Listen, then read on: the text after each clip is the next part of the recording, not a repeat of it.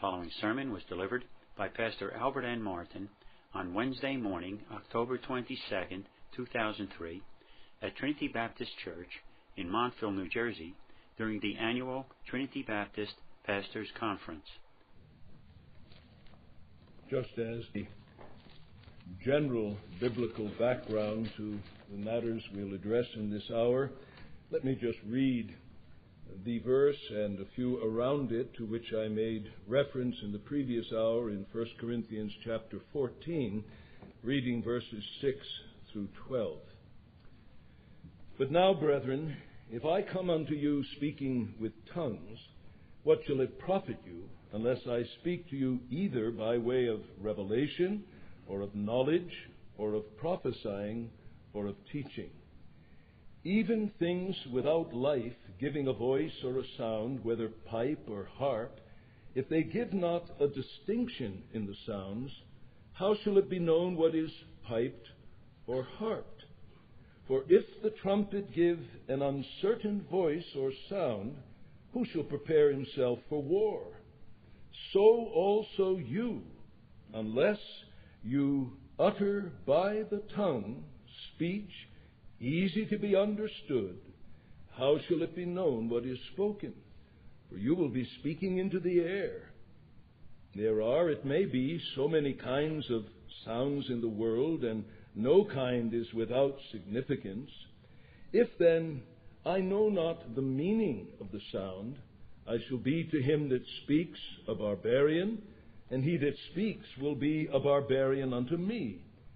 So also you, since you are zealous of spiritual gifts, seek that you may abound unto the edifying of the church. In the previous hour, I sought to establish the relative importance of the vocal powers and then the moral necessity of concern for and the cultivation of our vocal powers. In the break time, one of the brethren came to me and asked, he said, could it be that one could add a fourth strand to that moral imperative, namely the example of our Lord and of the apostles? And we didn't have time to investigate that too thoroughly, but we began to think of several texts. Jesus opened his mouth and he taught them, saying, on the last day, the great day of the feast, Jesus cried, saying, if any man thirst, let him come unto me and drink. And the obvious, which is not so obvious to us, when we read the Gospels and read the book of Acts, and we read of great multitudes gathered under the sound of the word, there were no bullhorns, no megaphones, no sounding boards. Those men carried the day with their vocal powers.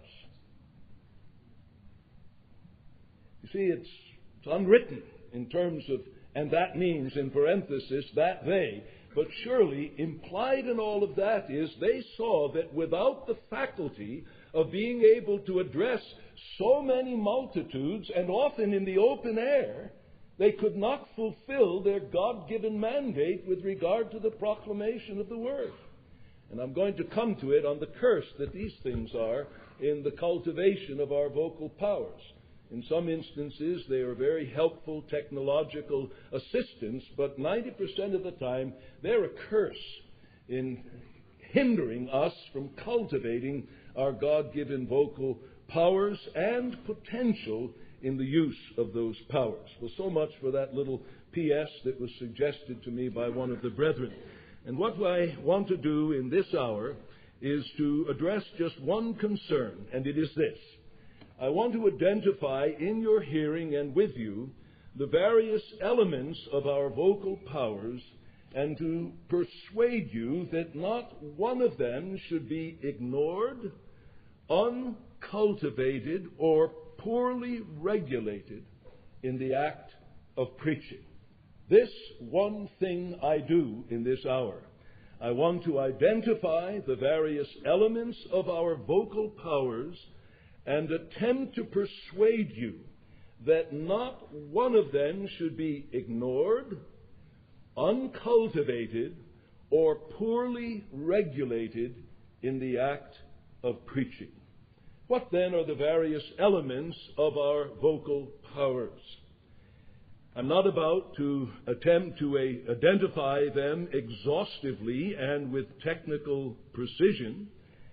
What are the various parts of our physiology involved in oral communication? Different writers on the subject list a differing number of organs and bodily parts which ought to be fully engaged in effective oral discourse.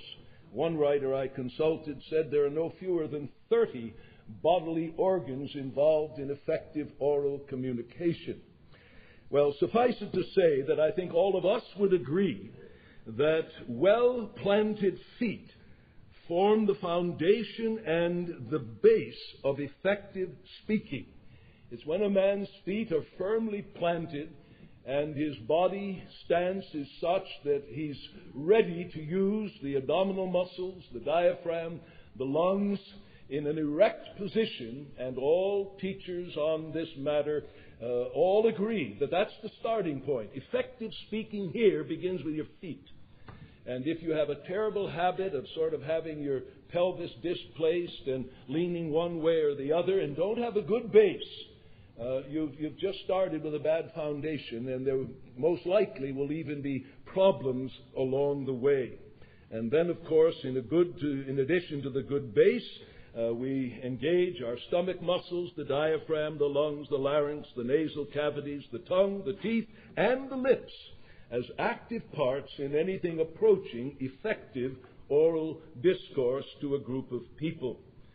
Now, what are the basic elements, then, that God has embedded, programmed into this marvelous faculty of human speech? Well, again, different writers come up with a different list, and I claim no expertise on the subject. I am an eclectic, not an expert, but I do try to consult the old masters and see where they all agree and figure, well, this one may be right in this matter or that matter, and I'm not competent to judge. But when they all agree that here are the fundamental elements of the faculties of the human voice, I feel an element of safety in seeking to identify them following the track of those who have gone before. So I want to identify in your hearing very real and distinct from one another faculties of the human voice, each one of which is susceptible to cultivation, control, and employment in the preaching of the Word of God. Every one of them capable, susceptible to cultivation, to control, and employment in the preaching of the Word of God. Number one, volume or force. We might call it a loud or a soft voice. Now, Dabney has expressed the importance of this element most simply and wisely when he says speech is addressed to the ear. Its first requisite, therefore, is audibility. We must so utter it as to be heard. This simple remark will suggest to your good sense the rule as to the general gauge of loudness. The voice should always be loud enough to be heard throughout the audience, and, except in animated passages, it should not be much louder. To secure that result, it is well to direct the eyes generally toward the farthest circle of hearers, for the voice will naturally adjust itself to the distance of those we address. This rule is useful in guarding us against the distraction of our attention and the loss of our thread of thought by noting too closely any individual countenance or trivial event in the audience near us.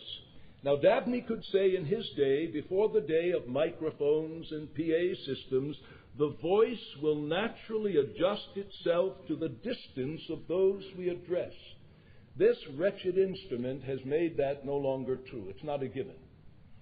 The majority of you men, when you stand to speak, are trusting that this instrument will carry your voice to those farthest from you. Admit it? Few of you stand up in any speaking situation and look to the farthest individual and say, I must adjust my voice so as to encompass him not to batter him, but encompass him. And encompassing him, I don't want to injure those that are nearest to me. And so if I'm in a little conference room in a church planting endeavor, there are 20 people gathered. I stand up to speak, and the farthest person is 20 feet away. I have my 20-foot encompassing voice with which I address the audience. God blesses the work. A year later, we've had to move to a larger room. There are now 100 people. And now the person furthest away is 40 feet away. And now I adjust my voice to the 40-foot voice. It's still the same voice. It's not a different voice. It's not an artificial voice. It is no different in its fundamental quality from the 20 congregation voice. But it has taken in 100 people, 40 feet away, and then if God blesses it and we move into a proper building we've renovated or bought for a song from someone that wanted to get rid of it, as some of you have done, and lo and behold, there are now 200 people. And people are 60 feet away. I now have my 60-foot voice. It is not the voice of some strange angel who's come down from heaven. It is my voice being modulated to encompass 60 people with its own power. Well, you see, brethren, by that simple little... Dabney assumed, he said, anyone with good horse sense knows this. We've got a generation that doesn't lack horse sense. It lacks the neutering influence of these things. And I'll come to a practical suggestion is what I think might be good for some of us with respect to cutting the influence of these things so that we might develop our vocal powers. But with respect to volume, Dabney's counsel, I'm sure all of us say that's good, sound counsel. The voice should be loud enough to be heard throughout the audience, and except in animated passages, it should not be much louder. And all elocutionists agree that this matter of the modulation of volume or vocal force is critical to effective oral discourse. I think, as I alluded in the previous hour, there's some kind of an unspoken theology that the whisper is more spiritual. Maybe it sounds more like angelic talk, I don't know. But there are still some, not too many among us as far as I know, who feel that the sustained volume is more spiritual, whereas excessively sustained volume not only hurts the ears of our hearers, it dulls the mind to any real impression of the truth that ought to be thundered. I remember a number of years ago when I was in the itinerant ministry, I was put up in a home in the Midwest where one of the main train routes from Chicago with these long freight trains would come through, and this house was probably not 30 feet from the railroad tracks. And the first night I was sound asleep, and one of those trains came roaring, and I thought for sure I was going to be cut in half. I was awakened, my heart was... and it was terrifying, terrifying. That train came roaring, and you could hear the roar before they even blew the whistle that they had to blow at the crossing in that little town. But do you know that by the fourth night, I slept through the whole thing? I got acclimated so that the roaring of that train did nothing to me. Well, brethren, that can happen if we use too much volume over a sustained length of time. Our people get inured to it. And when there is a patch where a holy roar is appropriate to the content and should have its desired effect in terms of arresting our people, they don't hear it because we have overused an intensity of volume. Now, brethren, God's made us that way. The devil didn't make us that way. God made us that way. And in preaching the stuff of special revelation, let's make it evident to our people that we recognize the stuff of general revelation in terms of this matter of the use of our vocal powers. Yes, there is a time to lift up your voice like a trumpet. Isaiah 58. Cry aloud, spare not. Lift up your voice like a shofar. Have you ever heard a shofar? Ever heard anyone blow that ram's horn? You know when it's being blown. Now let me ask you a question. If Isaiah took the content of what God had given to him in prophetic revelation, and went out and tapped a few people on the shoulder and said, I've got a word from Jehovah. Come here, I want to tell you. When God said, lift up your voice like a trumpet, He would not have been fulfilling His divine commission. There's a place to lift up your voice like a shofar. There's a place to cry aloud. It says of Jesus in the text alluded to in my little introduction, He stood in the temple and He cried, kradzo. There was a full voice, penetrating exercise of vocal discipline by our Lord. But you do not read that in every situation, when He's standing by the graveside of Lazarus, He cries with a loud voice, Lazarus, come forth. So, brethren, I hope we are not bullied into a timidity with regard to legitimate patches of unusually intense and loud volume because we've got a generation that says, I don't want any preacher screaming at me. There is a place for intense, loud volume. However, we must be careful about carrying that beyond what is wise and good and helpful and edifying. Likewise, on the other end of the spectrum, there is an excessive, sustained whisper that is irritating. It dulls the mind to the impression of a well-placed whisper. When a preacher that has been preaching with intensity and proper use of his voice, and there's been some thunder and there's been melody, and when that preacher leans over and whispers, what does it do to you? It draws you in, has a powerful effect. But if he uses it too much, you just get to the place where you're no longer drawn. Well, that's just a preacher who likes to whisper.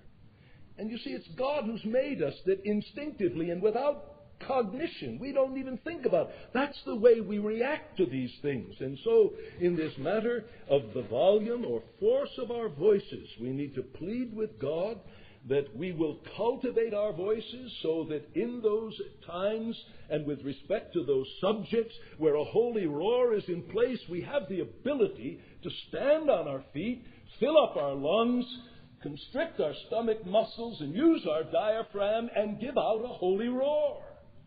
And when it's time to give a holy whisper, we know the difference between a holy whisper that has sufficient sustaining of air in vocal force that the whisper's heard. Not the idea that a whisper is. There's a difference, brethren. And we need to train ourselves. If we've got to sit in our studies and read a passage of the Word of God that we think is a roaring passage, and read it the way we think a prophet might have said it, and do it. And when there's something that is soft, learn these things. They're not just going to happen, brethren. They're not going to happen. And so with regard to the matter of voice or vocal force, we need to cultivate the ability properly to incorporate this dimension into our preaching. Pastor Seaton and I were talking about this matter a few weeks ago before the conference, and I was telling him how I was increasingly drawn to the sense that I needed to address this, and he gave me every encouragement because he said he was about to write an article and submit it to the Evangelical Times, which is has the largest circulation of a broadsheet that touches evangelical and Reformed Christians in the UK. And the name of his article was going to be, Please, Preacher, Don't Whisper. As he's had more opportunity to sit under preachers, he has found himself, because he's got a little problem with a tin ear like I do, we budding geriatrics, it just goes with the turf. But the irritation of not being able to hear men who've come to preach the Word of God and somehow have fallen into this sanctimonious whisper. And you and I can so easily fall into these habits without realizing it. All right, then secondly, there is the element of compass or range. The highs and the lows, what octaves are in singing, compass or range of voice is in speaking. We can go from a tenor range down to a bass range. Or you say, I can't do that. How do you know? You've never tried. In trying to think of illustrations that might have a little stickability, along this line, I was thinking of a little girl who goes up in the attic one day, and there she finds a violin. Apparently old Granny had left it up there. No one knew about it. And she takes it down, and she's fascinated with it. Problem with it, it just has one string. 3 strings are missing. She doesn't know that. She thinks violin instrument, 1 string. So she begins to pick up a bow, and after trying a bit, and gets beyond just a scratchy sound, she begins to actually be able to draw and make a sound that sounds like the violin. And after just fooling around with it and fiddling with it, she gets fascinated. She's actually able to play some tunes on her 1-string violin, and she's tickled pink. She hears the sounds coming from the 1 string as she pulls the bow and places her fingers. She's absolutely thrilled with the sound that's coming out of her violin. One day, someone sees her violin and says, "What are you doing, Mary?" She tells them, "Listen," and they said, "Oh, didn't you know it has 3 other strings?" She says, "It does? Oh, I never realized that." "Yes, let me go down to the music store and get them for you." So they put the strings on and they bring them to and a whole new world opens up to her. "I can't believe all this sound is coming out of my violin." Brethren, I believe with some of you, that's true of your voice. You got a 1-string voice. And God's intended you to get 3 other strings in there. Did you ever sit down and try to discover how high you can go and how low you can go in speaking? Did you ever even try? I'm not asking you to answer out loud, but in the theater of your own, did you ever test the instrument God gave you to discover the wonder of what God programmed into that instrument? He didn't give that ability to apes. It's one of the unique things of man in image of God, is this marvelous faculty of the human voice. Now, you can't make yourself have one of those lovely, deep, resonant bass voices. We have a man among us, as I call him, Mr. Basso Profundo. He's one of those that when he talks, if you're sitting in a room, put your hand on the table, you can feel the vibration. I've more than once said, "Lord, I would have loved it when you scrambled me in my mama's womb, you gave me one of those kind of voices." If you've been around people like that, you can almost feel the table vibrate when they talk, and they have this kind of radio voice that, it's just beautiful. Well, you can't give yourself that. You can't give yourself that. But you may be able to get down closer to it if you just tried. I have permission from our brother to do this. God was in this place last night, and I would not in any way stain the evident spiritual dynamics of the presence and power of God. But God works by means. And one of the most riveting, I would say electrifying moments in that sermon was at the end. There were many, but at the end, when our brother said, "I can imagine a soul sinking into hell, and the devil saying to that soul as he sinks into hell, 'You did it my way.'" Now, our brother could have said, the devil saying, "You did it my way." He has a natural tenor voice. But by dropping his voice, it just made your flesh crawl. "You did it my way." I can't go down like he did. But if I were saying it in a similar situation, I'd go down as far as I could. Now, who made us that it has that effect upon us? God or the devil? I'm going to keep asking that question, brethren. Who made you that your voice, under the blessing of the Spirit of God, could be an instrument to rivet people with the sobering reality such as that was laid before us last night? That's the matter of the compass, of the range of the voice. The highs generally expressing excitement, the lows, the more somber, reflective thoughts. God has given us that capacity. Find your range. Work on cultivating your range. It's one of the things that people do with trained singers.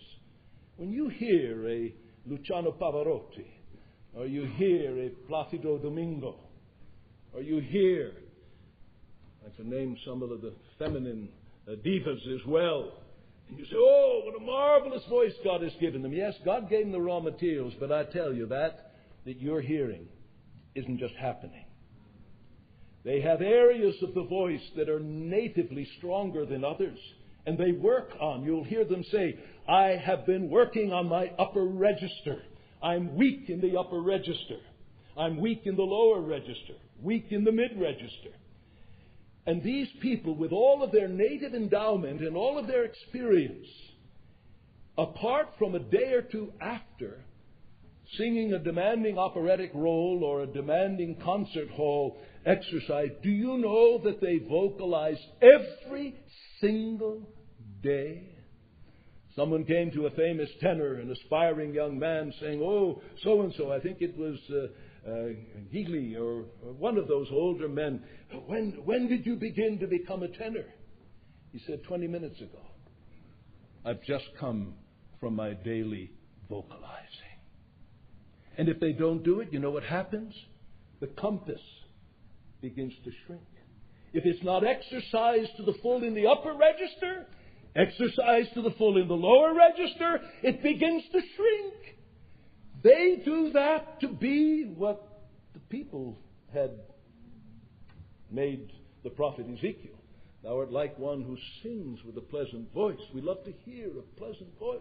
These people, to make people feel good in the sounds that enter.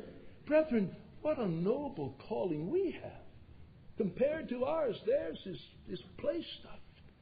And here's the instrument God's given us, with its marvelous capacity, not only of volume or vocal strength, but compass and range. And then thirdly, there's what the instructors call melody. That's the movement from one range to another.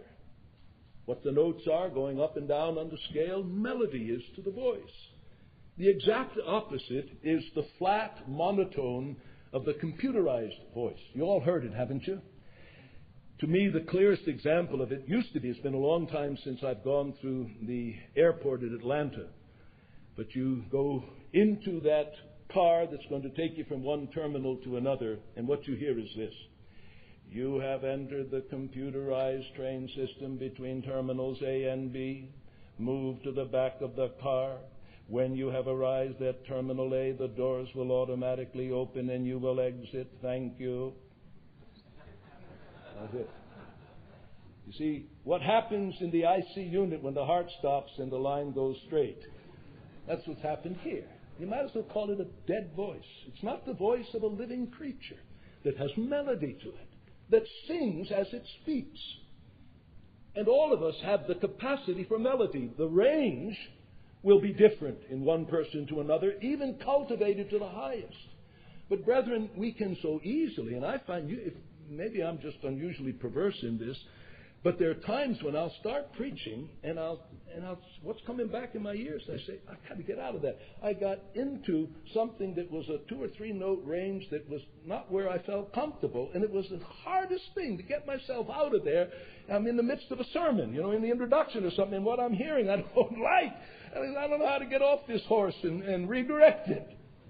But if you're working on the matter of melody, doing readings at home in your study, in which you're consciously laboring at seeking to move from the lows and into the highs, and from the highs into the lows, don't do what the late Ralph Barnard used to do. How many of you ever heard any of the sermons of Ralph Barnard?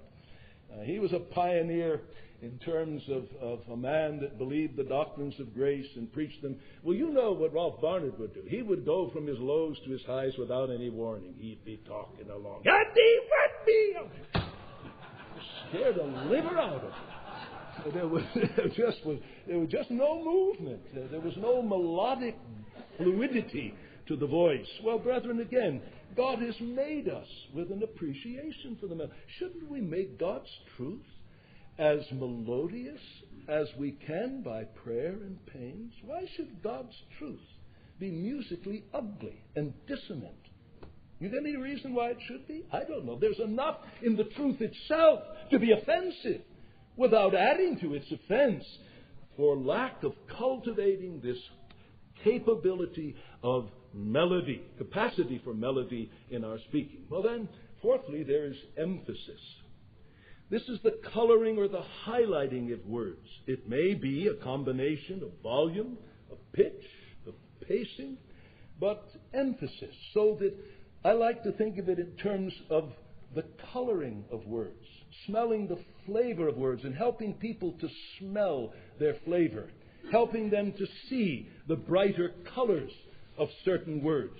Now, for example, and I don't set myself forth as a paragon of perfection in this, but the quote in the previous hour from Russell about God will honor the laws he's made and will manifest his displeasure toward the violation of those laws, I sat for a considerable time with that quote with my highlighter and said, now, Lord, what are the words that will really convey the sentiments in here? What are they? And so I looked at the sentences. God will honor the laws that he has made? Is that the emphasis? Or will it, God will honor the laws he has made and will manifest his displeasure toward the violation of those laws? Those are the key words that need to be colored by emphasis. Sometimes the emphasis can be with a little bit of heightened volume. Sometimes it can be with a slight pause before we speak them. God will honor the laws which he has made, but will manifest his displeasure toward the violation of those laws. The true laws of elocution are established by the author of our being and will not be obeyed without advantage, nor disobeyed without loss. Obeyed, advantage, disobeyed, loss. Those are the words that you need to color for your people. Don't expect them to do the coloring. God's given you that task. He's given you that privilege.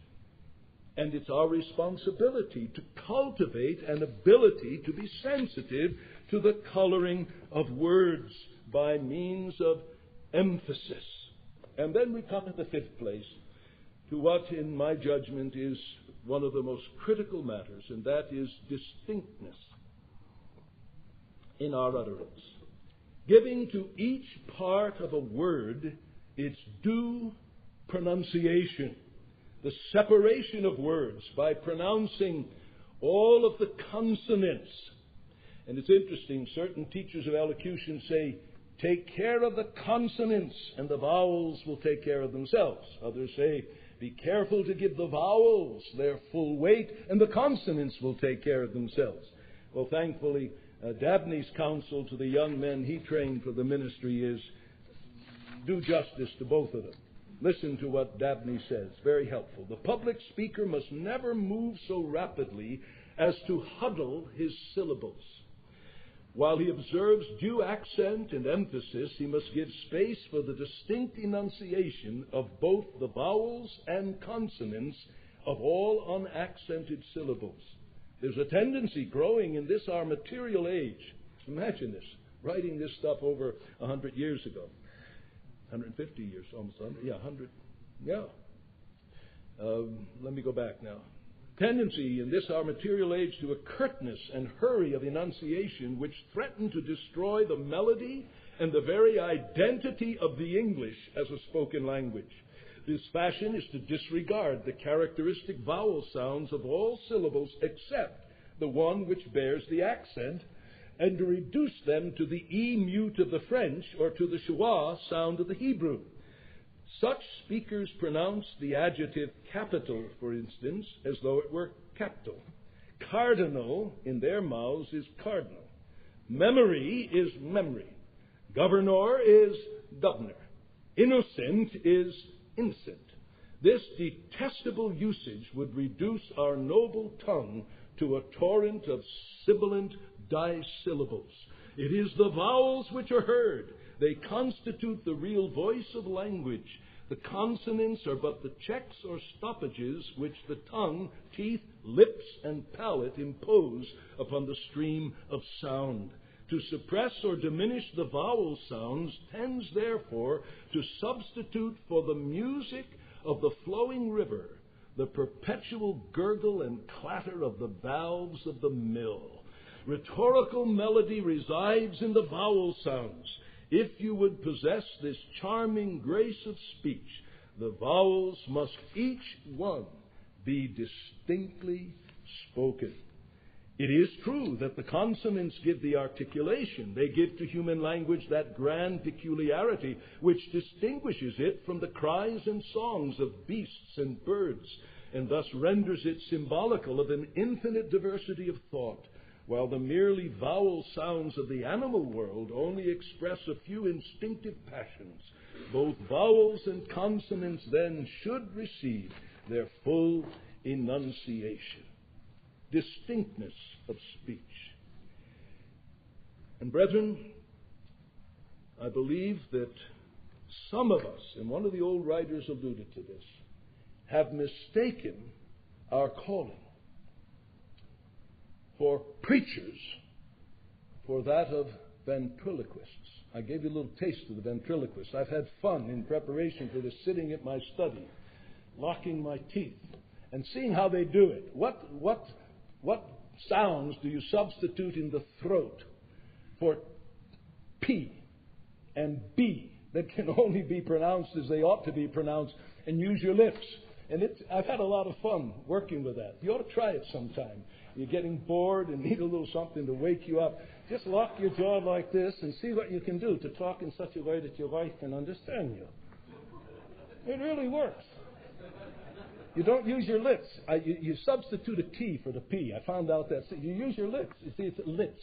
It's not lips, but it's your lips. And you know what I said when I said you don't use your lips. See? It works. Now that's an exaggerated expression of it, brethren. But I'm dead serious now. I see so many men, when preaching, do not use their lips. And because they don't use their lips, there is a garbling of the words. The full distinction of words cannot be formed in the throat or in the palate. Teeth, tongue, and lips. And then it's amazing if someone is using teeth, tongue, and lips as he ought, that he may have a natural pace of speaking that is unusually rapid. But if it's not so rapid that he stops to pronounce his T's and B's and it's, he can't go so fast as to slide over those. He may have an unusual ability to do all of that. He can be heard both with pleasure and with understanding. Whereas a man speaking much more slowly, but not separating his words, not giving full weight to the vowels and the consonants, and ashamed somehow to think that he might just put out a spitball here or there or get one in the corner of his lips if he uses his lips. Brethren, we've got to get over that kind of fastidiousness. And it's at this point that I want to just do a little bit of autobiographical indulgence. I've had people ask me, say, Pastor Martin, have you had some professional vocal training? I said, no. I had Speech 101 in college like everyone else did. We had to get up and do a little 5-minute this or that or the other. But I've said, God blessed me with 20 years of informal but very real vocal training. I was born into a home with a mother with serious hearing loss.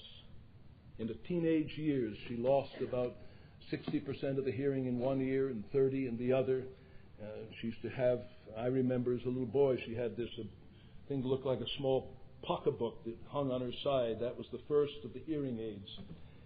And I grew up in a home from the dawning of consciousness, having to learn to communicate to a mother who had a serious hearing loss, even with her hearing aid. But I learned instinctively that if I looked into her face and I gave to all of the consonants their full weight and used all of this speech faculty, I didn't have to holler at my mother. She was able, partially reading lips, and because the words were fully and well formed, I never had to holler at her. And I used to get irritated when people who were lazy in the mouth would holler at my mother. More than once, it took restraint. Even before I was converted, I did have, in common grace, some restraint from wanting to say, don't you shout at my mother, learn to talk right. And I thank God for that discipline. And then God added to that a second discipline. As a little boy, it became evident that I had a serious problem with excessive adenoidal tissue. And I used to come home. It was embarrassing. When I would concentrate in school, my mouth would always drop open. I was a mouth breather, and I'd drool on the page of my work. And I'd be a drooler because of this serious blocked nasal passages. Well, in due course, I had my adenoids out, but I still couldn't breathe through my nose. Later on in life, they said you have a deviated septum and unusually large turbinates. So they shaved off the turbinates, straightened out my septum, but I still can't breathe much through my nose. So naturally, I had a nasality with M's and N's. And I said, I am determined I'm going to work through this. Until no one would know that left to myself, I could sound like a man who's got a cold and a stuffy nose. And just by sheer dint of determination of working at the M's and the N's. And you see, you can't do the M's and the N's and be immobile here. So God in His mercy let me have a crooked septum and some large turbinates and a hard-hearing mother, that I might have the privilege of at least trying in a layman's way to help my brothers to be better preachers. There are times I marvel at the providence of God in those things. And again, brethren, I don't set myself forward as a perfect example in these things. I'm still working at what I'm talking to you about.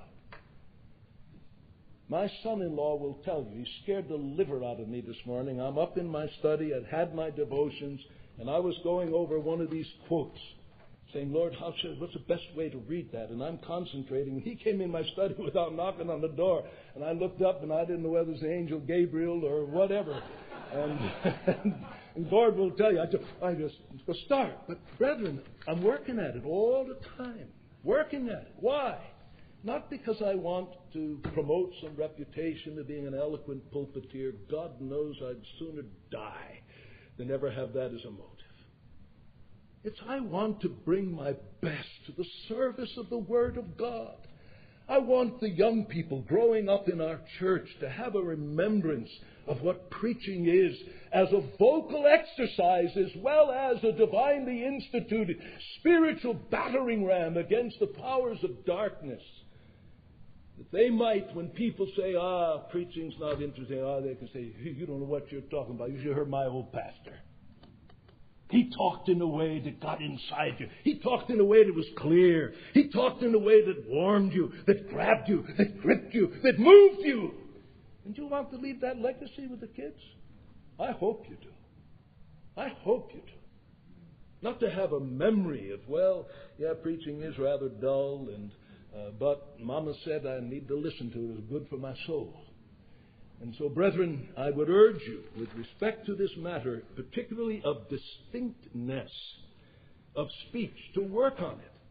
To work on it. And not only to work on it in distinctive exercises in your study or somewhere else, but all the old masters say this, and I'm convinced they are right, that it's when we are committed to speaking as we ought with distinctiveness in our ordinary conversation, at the table, in the living room, in the bedroom with our wives.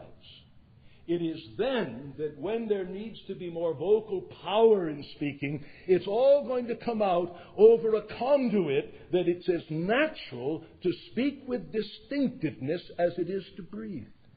You can't be sloppy at the table in the living room and be precise in the pulpit. You can't just push some buttons that way. And not only will a commitment to this in your ordinary conversation be helpful in terms of your pulpit exercises, I've lived long enough to experience partial hearing loss myself. As our congregation, a large segment, grows older, others are entering that same stage.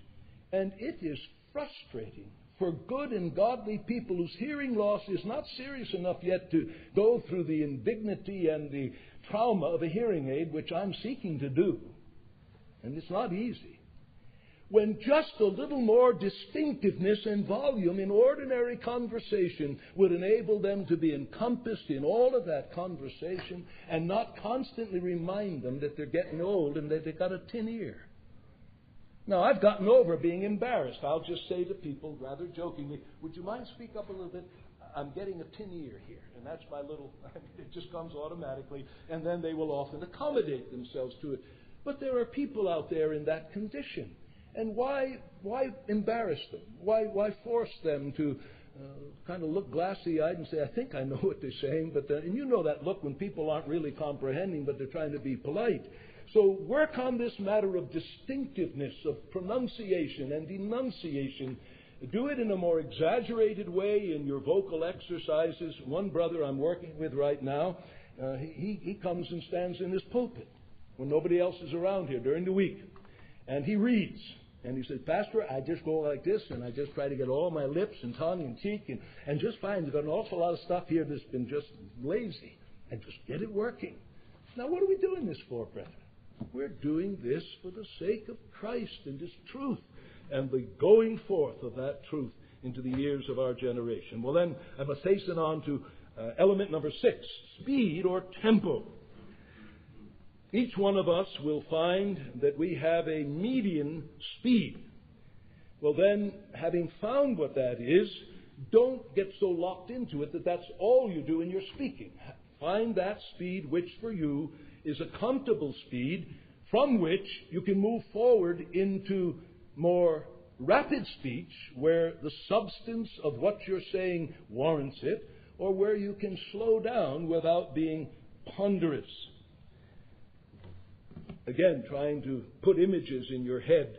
There are some men, I've listened to them preach, and the only image that comes to me is that of a drugged elephant plodding through a thicket of trees in a jungle.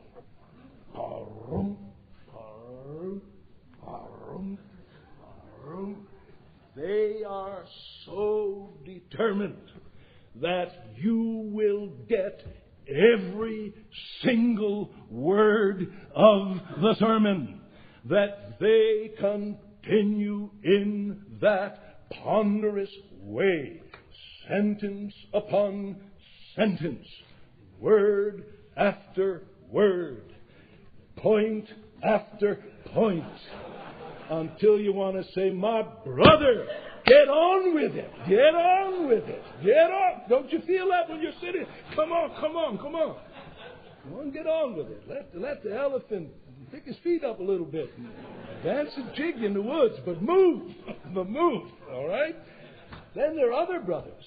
They just go at such a pace, and there are times an occasional thought comes out that's profound enough to warrant thinking on it.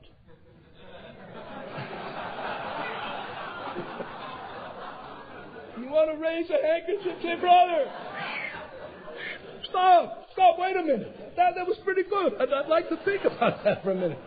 But there's such a torrent of words that your mind simply can't process it.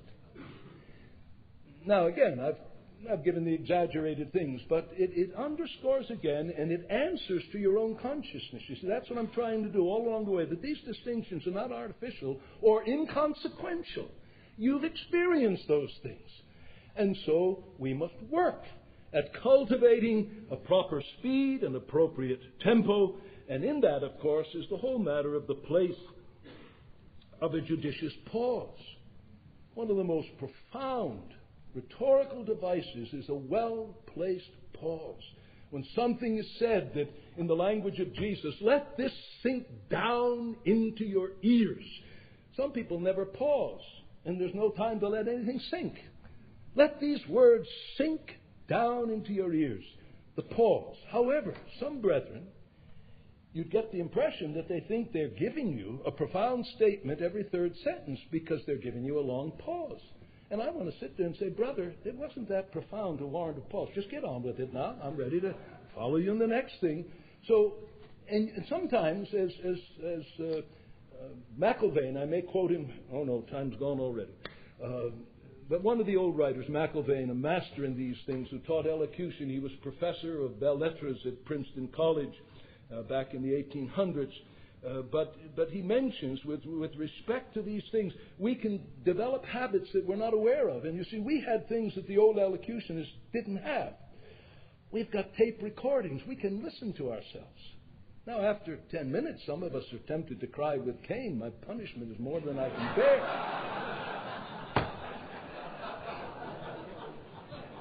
But we can listen to ourselves, and we can have other brothers listen to us and be men enough, secure enough our calling to really want their honest critique. Spurgeon gives the opposite end. I had in my notes and got away from it, from the elephant, the drugged elephant pondering through the woods. He talks about the brother who speaks like a horse with a hornet in his ear. Can you just picture a poor horse who's got a hornet in his ear, working up a foam, just doesn't slow down enough. Speed or tempo? Well, then, the next thing, very quickly, let me touch on it, is intensity. That's a verbal dimension, hard to define, but obvious when we hear it. Dabney described it as ictus. And he said it's that verbal device in which you let a little bit of air build up behind a word. For example, I might say, I cannot and will not listen to what you're going to say. Or I can say, I cannot and I will not listen to what you're going to say. What have I done? I've let some pressure build up behind my cannot and my will not, like it was having a trouble getting out. But when it came out, it had much more effect. I cannot and I will not listen to what you have to say. That matter of intensity has all kinds of ways that it can find expression, but it's a matter, again, that we must learn to cultivate an awareness of it. If you don't hear it, you won't reproduce it. Speech is imitative. This is why our deaf people, unlike our brother Leslie, who was hearing for how many years, Leslie? How long were you hearing before your... I was born deaf. Oh, I didn't realize you were born deaf. I thought you had a period of... For 11 years. Oh, okay. All right. I hear it when I was 11. Okay, lost it when you were 11. Okay, yeah. No. You got it when you were 11. Yes. Yes. So our brother can be quite articulate, but as you know, with people who've been deaf from birth, they may not have any lack of the physiology to pronounce the sounds, but because they can't hear them, they can't reproduce them. Well, in the same way, brethren, with a number of these things, we're not hearing them because we don't hear them in others, and we've come into such sloppy speech patterns.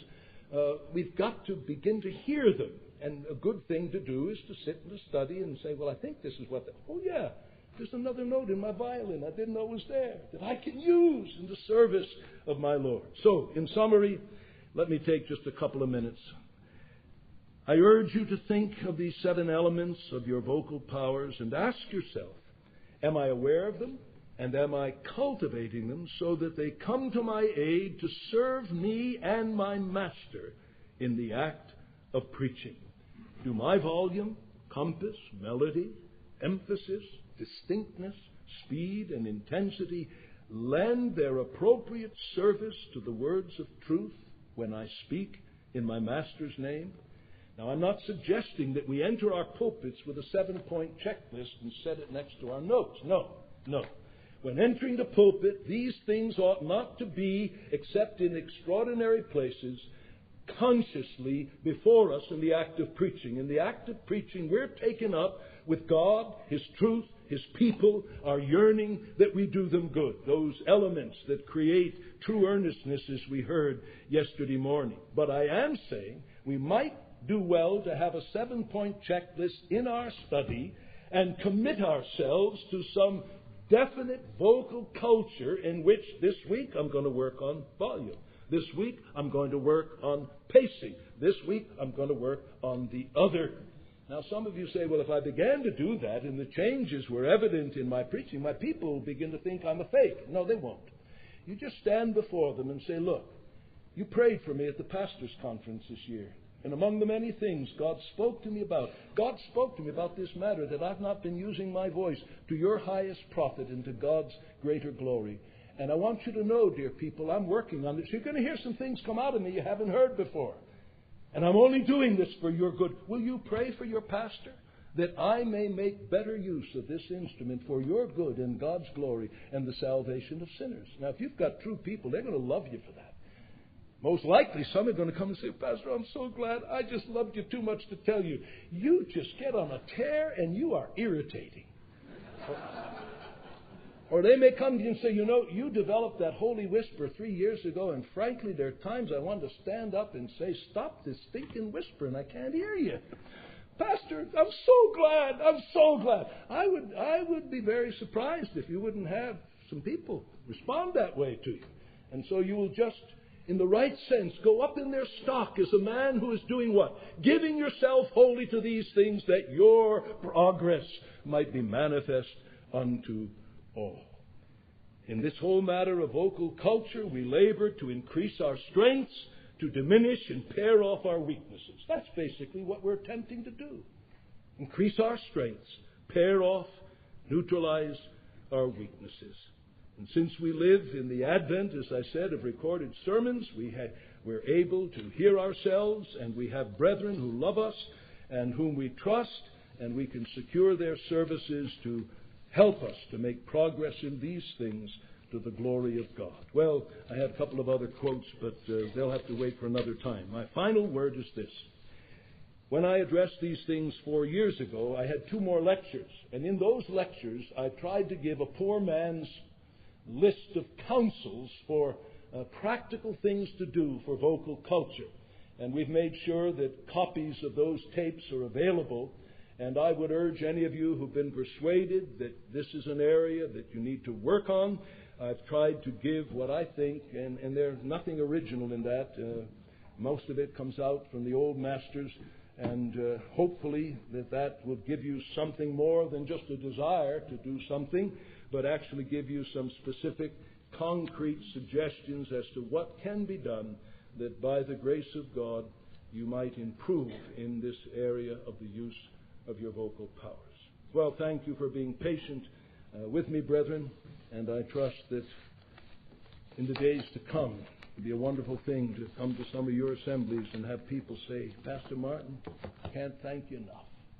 The changes in my pastor's preaching has been wonderful. He's always had good content. He's always been a man of God, but frankly, he'd developed a wretched monotone or some other thing, and now it's gone. Wouldn't that be wonderful? May God grant that each of us will aspire to these things for the glory of God. Let's pray.